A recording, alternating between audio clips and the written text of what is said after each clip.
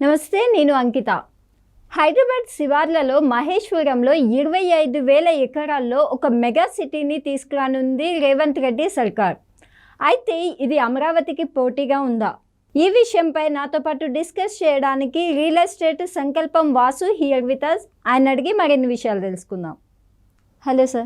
Hi అంకిత గారు. అయితే ఇక్కడ చూసుకుంటే మనకి హైదరాబాద్లో మహేశ్వరంలో 25,000 ఎకరాల్లో ఒక మెగా సిటీని తీసుకొస్తుంది రేవంత్ రెడ్డి సర్కార్. అసలు ఎందుకంటారు? అంటే ఇది అమరావతికి పోటీగా ఉందా? ఖచ్చితంగా పోటీ ఉంటుందండి. ఇప్పుడు ఏ ప్రభుత్వమైనా, ఇప్పుడు మనం యూట్యూబ్ ఓపెన్ చేస్తే చంద్రబాబు నాయుడు గారు, అంటే నేను ఏ రాజకీయ వ్యక్తికి వ్యతిరేకం కాదు, అలాగే ప్రతి సీఎం, ప్రతి ఎమ్మెల్యే కూడా నేను ప్రేమిస్తూ ఉంటాను, గౌరవిస్తూ ఉంటాను, వ్యతిరేకత కాదు. కానీ ఉన్నది ఉన్నట్టుగా మీ ఛానల్ ద్వారా చెప్పాలి కాబట్టి ఇప్పుడు మనం యూట్యూబ్ ఓపెన్ చేస్తే ఏమొస్తుంది? విజయవాడలో ఈ డెవలప్మెంట్ పెరిగింది, 200 కంపెనీలు వస్తున్నాయి, లేదంటే ఈ బాబు గారు ఇది చేశారు, అది చేశారని ప్రతి నిమిషం ప్రతి యూట్యూబ్లో ప్రతి క్షణం వస్తూనే ఉంటుంది. ఇప్పుడు ఏ సీఎంకైనా ఎవరికైనా పక్క రాష్ట్రంతో పోలిస్తే మంది కూడా డెవలప్ అవ్వాలని ఉంటుంది. ఇప్పుడు రేవంత్ రెడ్డి సర్కార్ ఏంటంటే ఒక పోటీగా ఒక ప్యాషన్తో ఈ 25,000 ఎకరాలు మహేశ్వరంలో పూల్ చేయడం అనేది జరిగింది. అదేంటి, అమరావతిని బాబు గారు సింగపూర్ చేద్దామని అనే ప్లాన్ ఉంటే ఇప్పుడు రేవంత్ రెడ్డి సర్కారు ఆ 25 ఎకరాల్లో న్యూయార్క్లా చేయాలనేది ఒక సంకల్పం పెట్టారనమాట.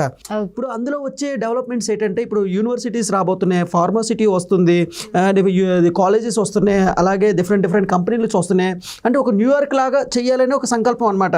ఖచ్చితంగా హైదరాబాద్లో ఎవరైనా ఇన్వెస్ట్ చేయాలి అని అంటే అయితే మహేశ్వరంలో శ్రీశైలం హైవే అక్కడైనా ఇన్వెస్ట్ చేయొచ్చు. లేదు షాద్నగర్ 12 లైన్స్ ఎక్స్ప్రెస్ హైవే, అంటే మన హైవేలో 12 లైన్స్ వస్తున్నాయి అనమాట. ఇది కనెక్టివిటీ ఏంటి ఉంటుంది, ఇటు సైడ్ బెంగళూరుకి, కేరళకి, గోవాకి, రాయలసీమకి, ఇటు సైడ్ ఏపీ తెలంగాణకి ఉన్న ఒకే ఒక్క హైవే బెంగళూరు హైవే అనమాట.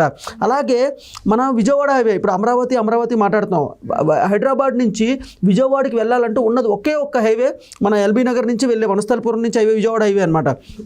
అయితే ఖచ్చితంగా ఈ 3 హైవేలు హైదరాబాదుని ముందుకు తీసుకెళ్తాయి అన్నమాట.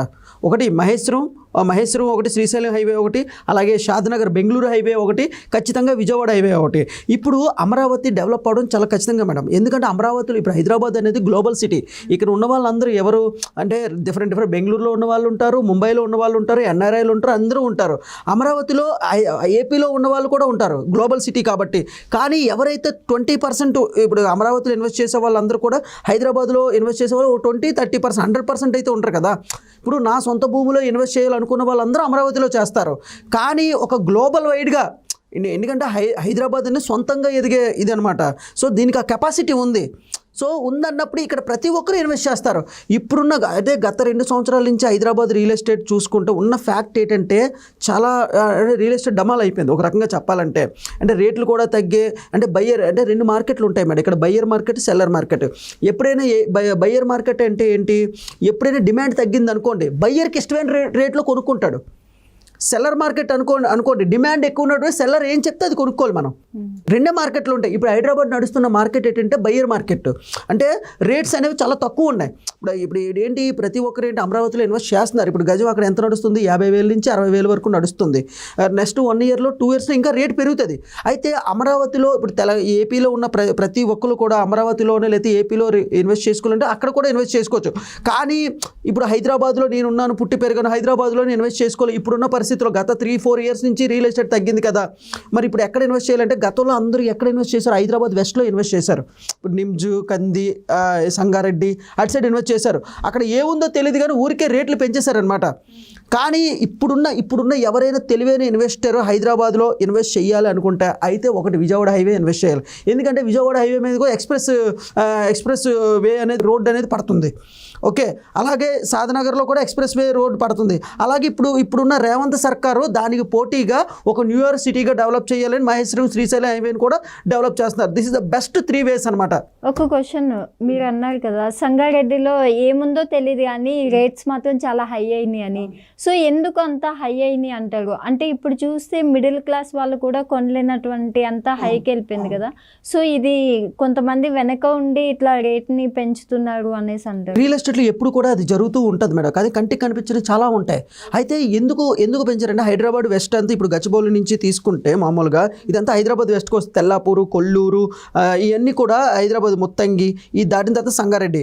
అయితే ఇక్కడ ఏంటి ముంబై హైవే అనమాట. అంటే కొంచెం ల్యాండ్ బ్యాంకింగ్ ఎక్కువ ఉంటుంది, స్పేస్ ఎక్కువ ఉంటుంది. అయితే ఇప్పుడు షాద్నగర్ విషయానికి వస్తే ఎయిర్పోర్ట్ ఇవన్నీ ఉంటాయి, అక్కడ హై రైజ్ అపార్ట్మెంట్స్ ఉండదు. ఇక్కడ ఏంటి, ఇక్కడ ఈ హైవేతో ఏంటి 111 జీవో కూడా ఉంటుంది కొంచెం. అయితే ఇక్కడ ల్యాండ్ బ్యాంకింగ్ ఎక్కువ ఉంది, కంపెనీస్ ఎక్కువ రావడానికి అవకాశం ఉంది, స్పేస్ ఎప్పుడైనా 3 గమనించాలి మేడం. రోడ్వే, ఎయిర్వే, రైల్వే, ఈ 3 కనెక్టివిటీలు ఎక్కడైతే ఎక్కువ ఉంటుందో ఆ వే అనేది ఎక్కువ డెవలప్ అవుతుంది. సో హైదరాబాద్ వెస్ట్ ఎందుకు డెవలప్ అయిందంటే సాఫ్ట్వేర్ కంపెనీస్ ఎక్కువగా, అంటే ఇప్పుడున్న గచ్చిబౌలి, నార్సింగ్ లేదా నానక్రామ్ కూడా ఇదంతా వెస్ట్లోకి వస్తుంది. ఎక్కడైతే సాఫ్ట్వేర్ కంపెనీస్ ఎక్కువ ఉంటాయో అక్కడ ఎంప్లాయ్మెంట్ ఎక్కువ ఉంటుంది. ఇప్పుడు ఏదైతే ఎక్స్ప్రెస్ హైవే వచ్చిందో ఇప్పుడు తెలివైన ఇన్వెస్టర్ ఎవరైనా సరే విజయవాడ హైవే పెట్టాల్సిందే. అయితే ఇప్పుడు ఇంకోటి ఏంటి, ఈసారి రేవంత్ సర్కార్ వల్ల మహేశ్వరం కూడా న్యూయార్క్ సిటీలో డెవలప్ చేస్తే ఇక్కడ కూడా పెట్టుకోవచ్చు, అయితే షాద్నగర్ కూడా పెట్టుకోవచ్చు. హైదరాబాద్ వెస్ట్లో మటుకు ఎవరికి పెట్టద్దని నేనైతే చెప్తూ ఉంటాను. ఎందుకంటే ఆల్రెడీ మీకు రేటు పెరిగిపోయిన తర్వాత ఇప్పుడు ఒకటే మేడం, గ్రోత్ అనేది ఎలాగుంటుంది, సక్సెస్ అనేది ఎప్పుడు అండర్ కన్స్ట్రక్షన్ అంటారు. ఇప్పుడు ఈ రోజు మీరు అమరావతిలో వెళ్ళి చూడండి, ఇటుక మీద ఇటుక ఉంటుంది, ఏదో ఒక డెవలప్మెంట్ వస్తుంది. ఒక 3 months తర్వాత మళ్ళీ ఇంకా డెవలప్మెంట్ అవుతుంది, మళ్ళీ ఇంకో 3 months తర్వాత ఇంకా ఎక్కడైతే డెవలప్మెంట్ పెరుగుతుందో అక్కడే ఇన్వెస్ట్ చేయడం బెస్ట్ అనమాట. ఇప్పుడు ఎలాగో న్యూస్లో ఈ మహేశ్వరం గురించి వచ్చింది, షాద్నగర్ గురించి వచ్చింది, విజయవాడ హైవే నుంచి వచ్చింది. కాబట్టి ఇప్పుడు తెలంగాణలో ఉన్న వాళ్ళందరూ, అంటే తెలంగాణలో హైదరాబాద్లో నేను ఇన్వెస్ట్ చేయాలనుకున్న వాళ్ళందరూ ఇక్కడ ఇన్వెస్ట్ చేయాలి, లేదు ఏపీలో ఉన్న వాళ్ళందరూ హ్యాపీగా మన అమరావతిలో ఇన్వెస్ట్ చేసుకుంటే మంచి రిటర్న్స్ అనేది వస్తాయి. అయితే ఇప్పుడు చాలామంది గతంలో ఏం చేశారు, గత ప్రభుత్వం ఉండేటప్పుడు ఏపీ వాళ్ళందరూ హైదరాబాద్లో ఇన్వెస్ట్ చేశారు. ఎవరికైనా ఒకటి ఉంటుంది కదా మేడం, నా సొంత భూమిలో ఇన్వెస్ట్ చేయాలి, నా సొంత ల్యాండ్లో ఇన్వెస్ట్ చేయాలి అనే ఎమోషన్ ఉన్న వాళ్ళందరూ కూడా ఇప్పుడున్న పరిస్థితుల్లో అమరావతిలో ఇన్వెస్ట్ చేస్తే ఖచ్చితంగా. ఇప్పుడు కమింగ్ అబౌట్ వైజాగ్, ఇప్పుడు వైజాగ్లో కూడా, వైజాగ్ అనేది కూడా ఒక స్టేబుల్ ప్రదేశం అనమాట. అంటే దానికి ఎక్కువ రెవెన్యూ, మన ఆర్థిక రాజధాని మన బాబు గారు చెప్పారు, ఆర్థిక రాజధాని. అంటే ఇప్పుడు హైదరాబాద్ ఎలాగైతే సొంతంగా కెపాసిటీతో అభివృద్ధి చెందిందో వైజాగ్ కూడా అలాగే అభివృద్ధి చెందుతుంది. ఇప్పుడు కొంతమంది ఏముంటారు, ఇప్పుడు తెలంగాణలో పెట్టాలా, హైదరాబాద్లో పెట్టాలా, లేదంటే వైజాగ్లో ఇది మన అమరావతిలో పెట్టాలా అనే డైలమాలో ఉన్న వల్ల వైజాగ్లో పెట్టుకోమంటాను నేను. ఎందుకంటే వైజాగ్ ఎవరైనా ఉంటే వైజాగ్లో కూడా ఎక్కడంటే, ఇప్పుడు మహేశ్వరంలో రేట్స్ ఎట్లా ఉంటాయి అంటే, ఇప్పుడు మీరు చెప్పారు కదా ఒక యూఎస్లా చేయాలి అనుకుంటున్నారు.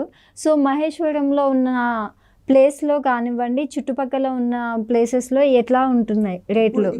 ఇప్పుడు ఈ న్యూస్ రాగానే ఇమీడియట్గా 10,000 రూపీస్ పెరిగింది మేడం. 5,000 నుంచి 10,000 పెరిగింది. రాబోయే 3 నెలల్లో కూడా ఇంకా పెరుగుతుంది. ఎప్పుడైనా రియల్ ఎస్టేట్ అనేది డెవలప్మెంట్ గురించే వస్తుంది.